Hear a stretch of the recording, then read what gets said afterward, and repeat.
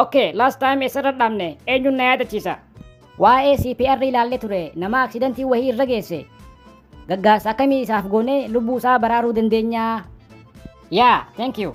As a nurse, it's our duty to save life.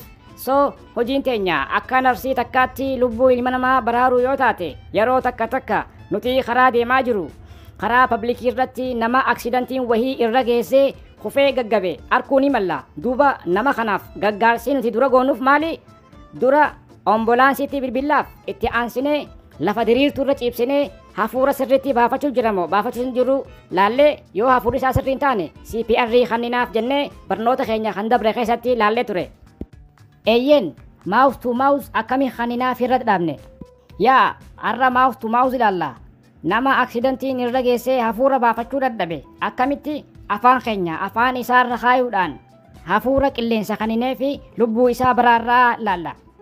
Gaafiin qaba akka ati jettetti nama aksidantiin irra geesse harka keenya qoma gubba keenya push goonee CPR kaninaaf nama aksidantiin irra geesse dubartii yoo taate hoo akkasumatti harka keenya qoma gubba keenya kaninaaf moo akkami?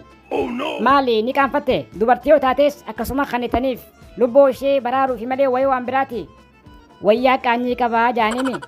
Teacher gaafii lammadaa namni aksidantiin irra geesse dubartii yoo taate afaan keenya afaan ishee gubba keenya hafuura kaninaaf jechuudha. Yeah, why not? Wow, teacher, imagine dubartiin kan nuufsan bareeddu yoo taate. Pa, billa aleek. Bagaan narsii tahee jechuun amma ka. Ambulaansii tahee wow jee fiiguun amma ka. Aboo haraami rabbi sodaadhu. Islaamni afaan isaa afaan dubartii ajnabiyyii gubbaa kaayee hafuuran kannuuf. Qaama dubartii ajnabiyyiitiis qaqqabatee CPR hin hojjetu. Aboo usii afaan kee walitti qabi. Lubbuu namaa baraaru jirraa bar. Lubbuu namaa baraaru maaltu haraam godhe? Hay. Lubbuu nama takkaa baraaruun akka nama lubbuu ilma namaa hunda baraareetii bar. Keessaafuu dubartiin amaanaa rabbiitii bar.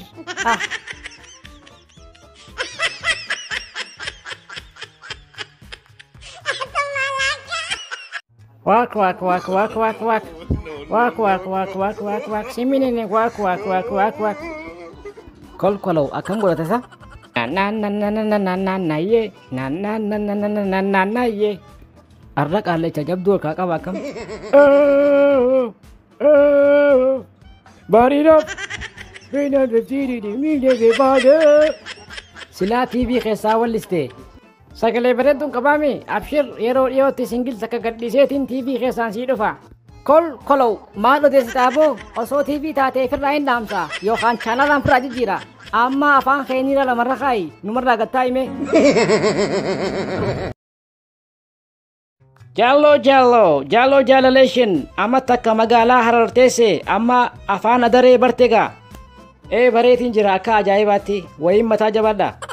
Mee xiqqoo haasawe. Min khanki qalacaac amaantashii qalacaac amaantayuu ayde baalku leet waaw numa barte jaalo zinaa eenyu zina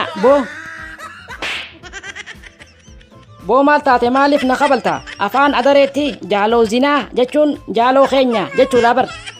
Alla dhiifama naa godhi akkasitti hin beeyne nuti zinaa hoggaa jaan arraban beena. Dhiifama naa godhi gaa. Dhiifamaan sii godha. Dhiifama naa godhi yaa obboleessa kiyya. Dhiifama naa godhi anis dhiifama sii godhe.